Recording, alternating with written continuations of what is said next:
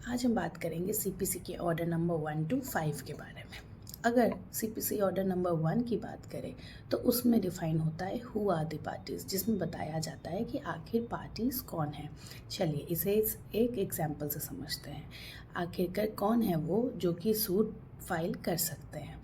तो इसमें दो टर्म्स यूज़ होते हैं, एक प्लेंटिफ और एक डिफेंडेंट। अब अगर इसे एक एग्जांपल से समझना चाहे तो ए एंड बी एक को ओनर है एक हाउस के, और उन्होंने वो हाउस रेंट पे दिया है सी को।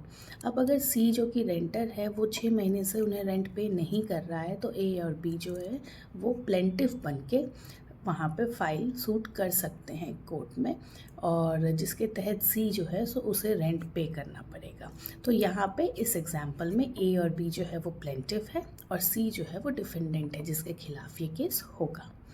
अगले ऑर्डर की बात करें तो अगला ऑर्डर 2 बताता है फ्रेम ऑफ सूट, जिसका मतलब है ऑल टाइप ऑफ रिलीव्स आप एक ही सूट में लिखिए। मान लीजिए कि आपको रेंट भी लेना है सी से इसी एग्जांपल में, और आपको डैमेजेस अगर सी ने कुछ किए हैं तो हमें वो भी चाहिए। तो ऐसा नहीं होगा कि हमने लेने के लिए एक सूट फाइल करी है और फिर हमने डैमेजेस क्लेम करने के लिए दूसरी सूट फाइल करी है।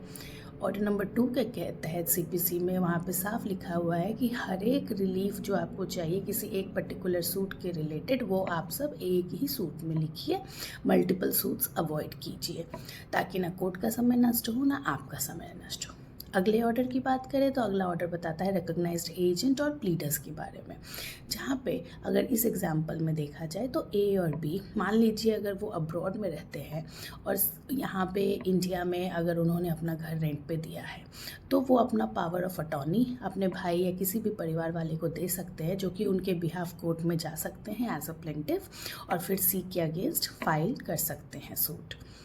ऑर्डर नंबर 4 की बात करें तो वो बताता है institution of suit. Institution of suit का मतलब है जहाँ पे लॉयर्स एक ड्राफ्ट करते हैं प्लेंट, जिसे कि लीगल कंप्लेंट कहा जाता है, जिसमें वो सारे फैक्ट्स लिखते हैं जिसके तहत ये सूट फाइल किया जाता है, और वो सारे रिलीफ लिखते हैं जो कि प्लेंटिफ को चाहिए, और इस पर्टिकुलर केस को ऑफिशियली इंस्टीट्यूट किया जाता है। तो ये ऑर्डर नंबर 4 में डिफाइंड है।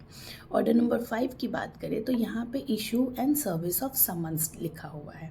अब अगर इस एग्जांपल में इसकी बात करें तो सी जो हमारा डिफेंडेंट है उसे कोर्ट एक समन भेजती है कि आपको इस पर्टिकुलर डेट में कोर्ट में आना होगा, और उसमें आपके समन में ये भी लिखा रहता है कि 30 दिनों के अंदर एक रिटन स्टेटमेंट जो कि लीगल डॉक्यूमेंट होता है आप उसे जमा कीजिए, और इसे फेल नहीं करना होता है। तो ये सारी चीज़ें ऑर्डर नंबर 5 ऑफ सीपीसी में डिफाइंड है।